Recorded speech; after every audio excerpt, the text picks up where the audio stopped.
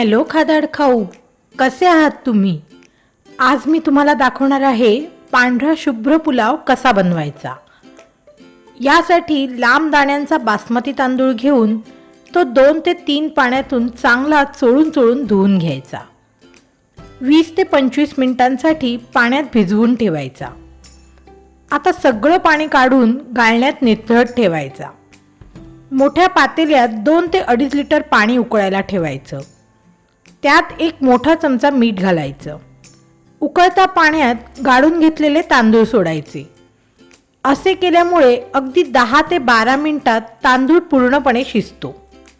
आता या शिजलेल्या भातातलं पाणी काढून हा भात एका मोठ्या ताटलीत पसरून थंड करायला ठेवायचा।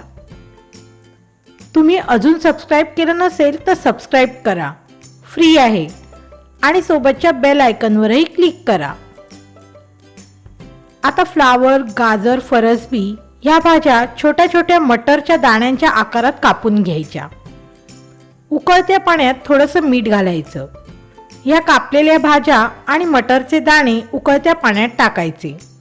आता या भाज्या 3 ते 3.5 मिनिटं उकळल्यावर गाळून थंड पाण्याखाली धुवून घ्यायच्या।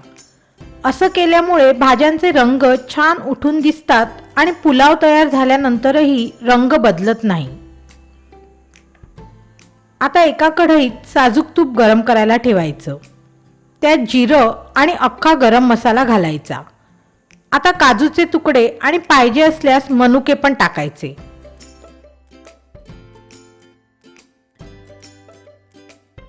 अर्धा मिनिटभर काजू लाल रंगाचे होईपर्यंत परतायचे।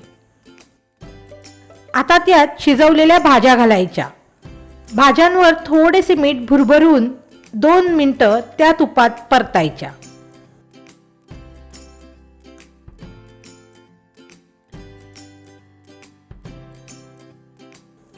आता शिजून थंड केलेला भात त्यात टाकायचा।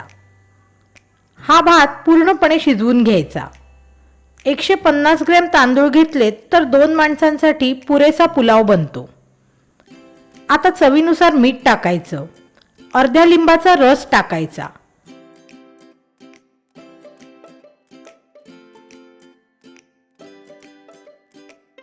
आणि अर्धा छोटा चमचा पांढऱ्या मिरीची पावडर टाकायची। पांढरी मिरी नसेल तर नेहमीची काळ्या मिरीची पावडर टाकली तरी चालेल। आता अगदी हलक्या हाताने हा पुलाव एकत्र करायचा। 2 मिनिटं झाकण न लावता मंद आचेवर तो होऊ द्यायचा।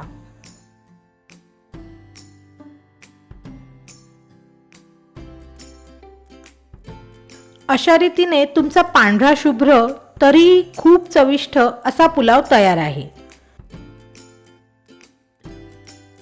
तुम्हाला ही रेसिपी आवडली असेल तर लाईक करा, नसेल आवडली तर डिसलाईक करा।